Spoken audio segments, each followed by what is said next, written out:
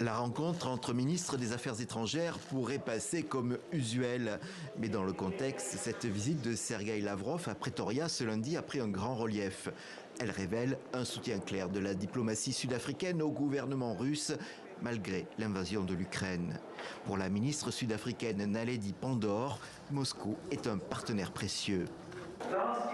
L'an dernier, en 2022, nous avons commémoré 30 ans de relations diplomatiques entre l'Afrique du Sud et la Fédération de Russie.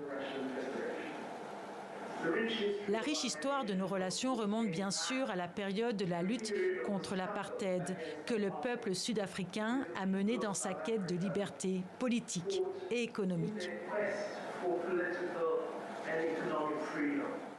Pour la diplomatie russe, c'est un succès, alors que les États-Unis et l'Union européenne cherchent à isoler Moscou. Sergueï Lavrov a réitéré sa volonté de négocier avec l'Ukraine et, au passage, a légèrement fait évoluer la qualification officielle d'opération militaire spéciale. Le ministre russe des Affaires étrangères n'hésite plus à parler de guerre. Si nous parlons de ce qui se passe en Ukraine, c'est une guerre, pas une guerre hybride, presque une vraie guerre que l'Occident a fomentée contre la Russie depuis longtemps. L'objectif est de détruire tout ce qui est russe. Le langage, la culture qui ont existé depuis des siècles en Ukraine et d'empêcher les gens de parler leur langue maternelle.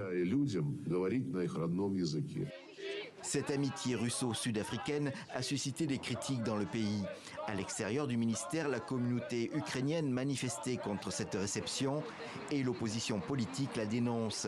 Mais le gouvernement de Pretoria ignore ces reproches. Des exercices navals avec la marine russe et chinoise sont annoncés pour février au large de l'Afrique du Sud.